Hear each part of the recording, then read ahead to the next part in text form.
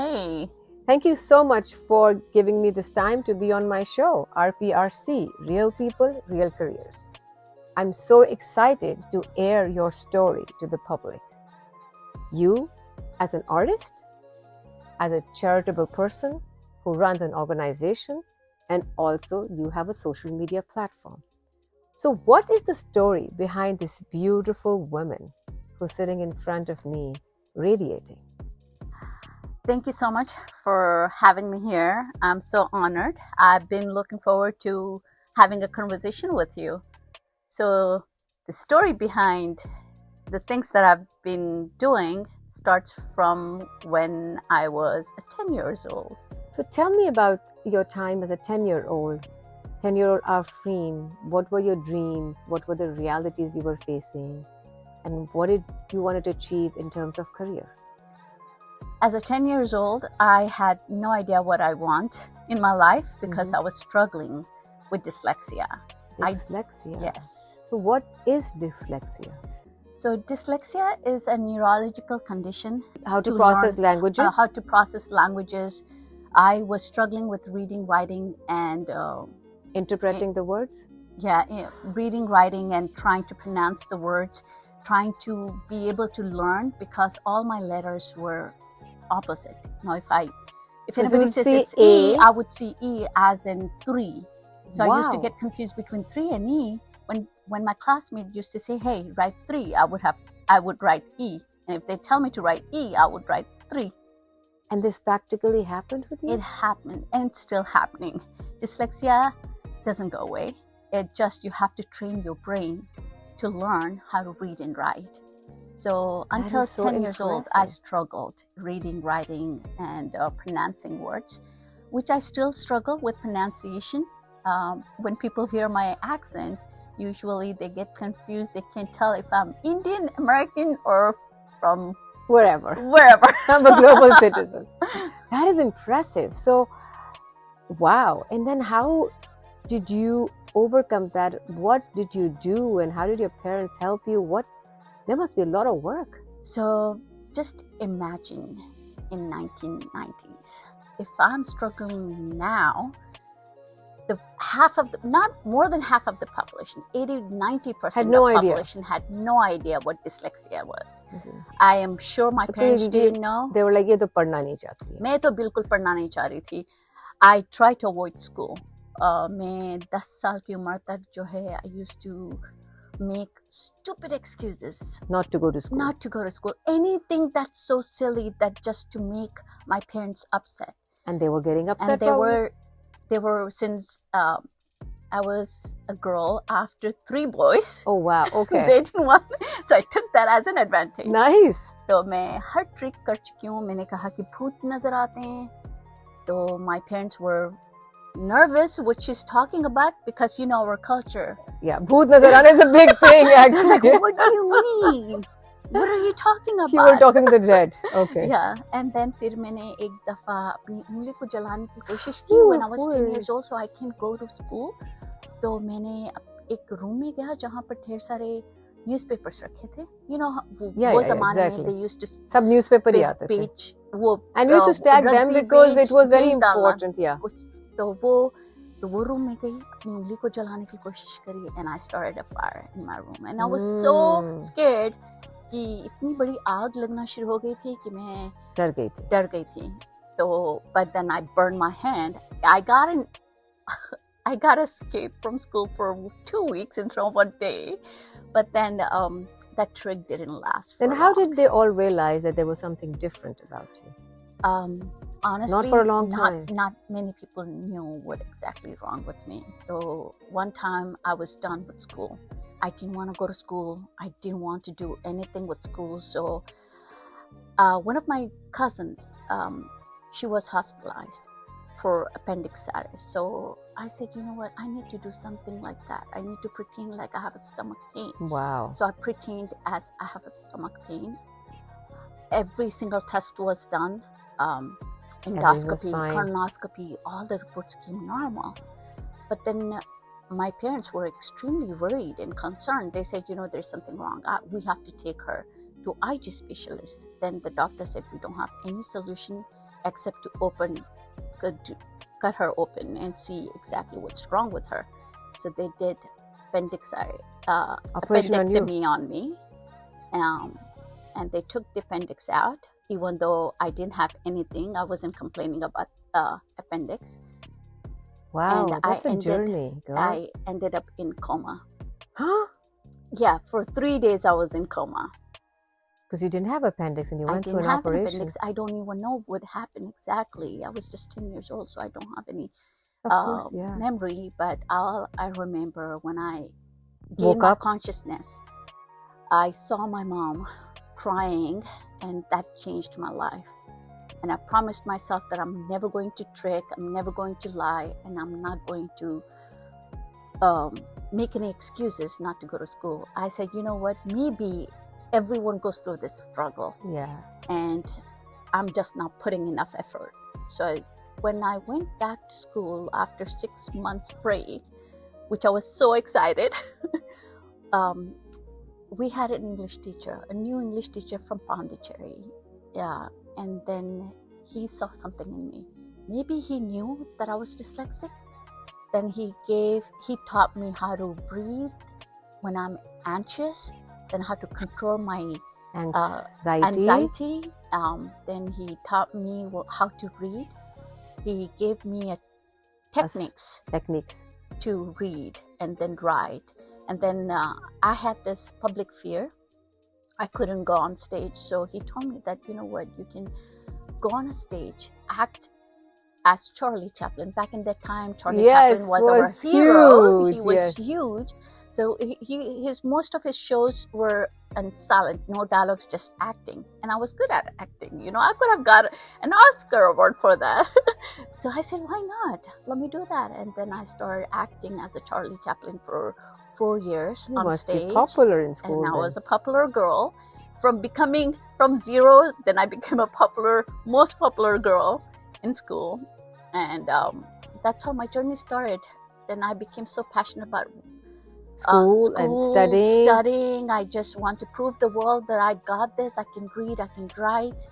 And when I moved here, I went to Kennesaw State University. Wow. And when did you move here? I was 18 years old when I moved here. I was a teenager. And as I mentioned, for school, college, you got married? I got married. Oh, okay. Like all the girls. I was 18 years old when I got married and moved here. My husband is from here. No, he was born in Iran, raised here. Okay. So you went to Kennesaw University? I went to Kennesaw State University. Wow. Yeah, I graduated in finance. Finance kid, right? Oh my God, numbers. E and C and 3.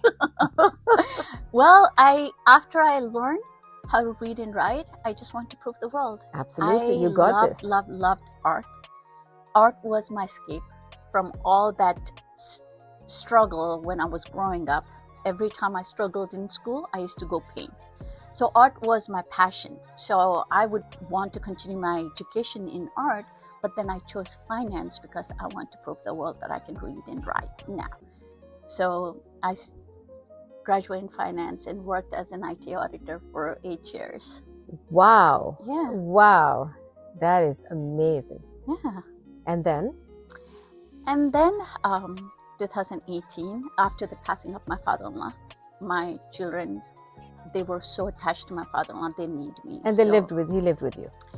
He lived with us for a few years. Then he moved to Chicago. But then, he's always around my children. Okay, so basically that's when you decided So after his passing, I decided to take a year off and then focus on my family, my children, give some time.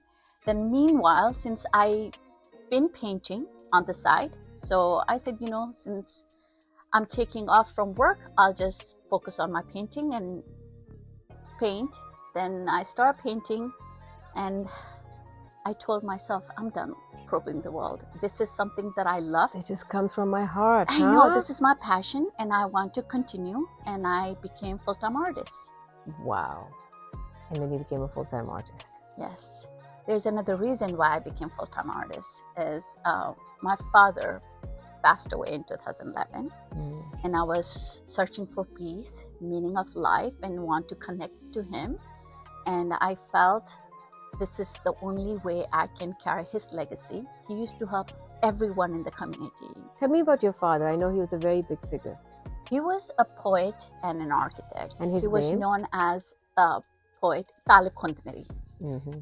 So he was known in the Urdu Adabi community. Beautiful. And he was a poet, and I'm not a poet.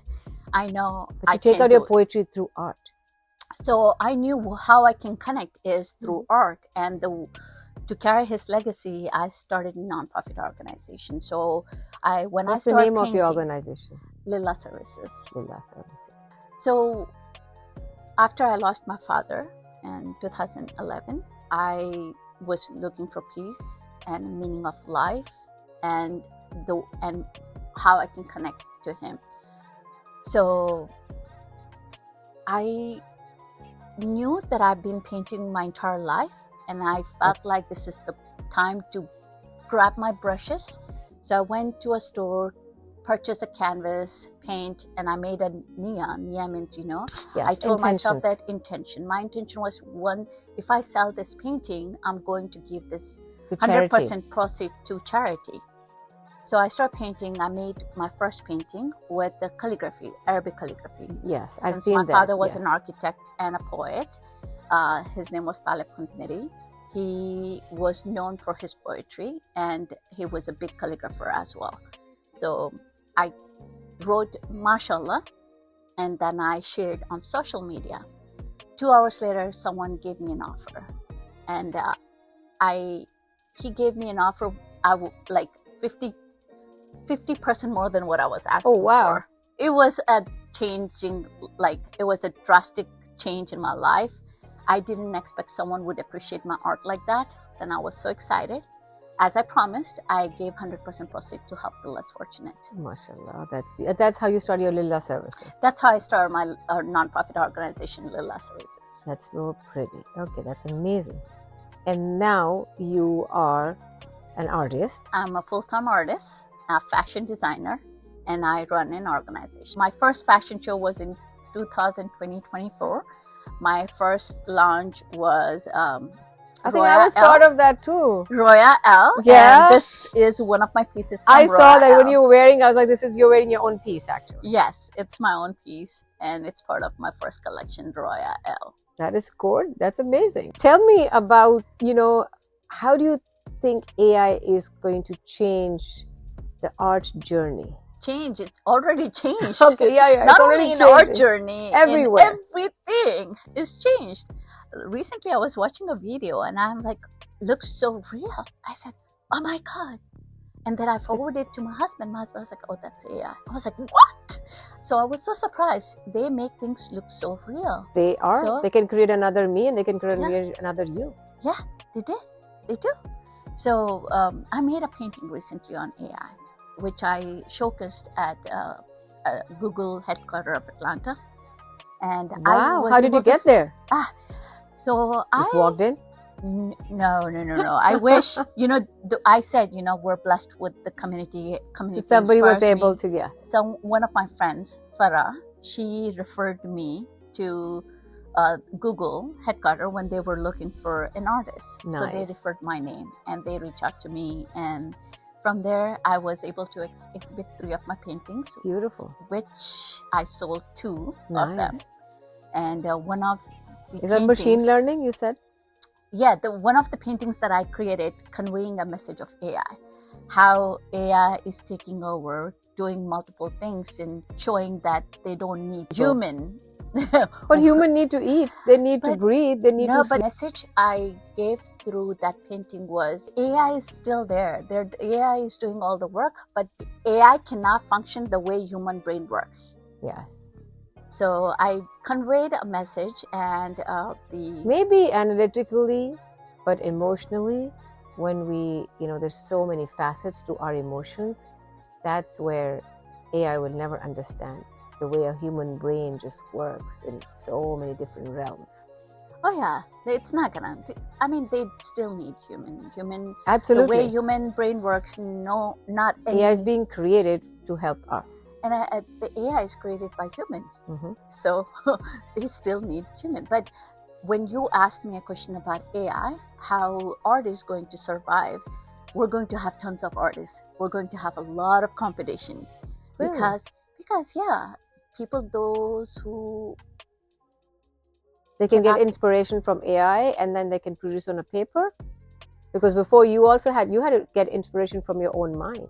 Yeah, now I think we're becoming very handicapped. We're not able to use our brain the way we used to use our brain.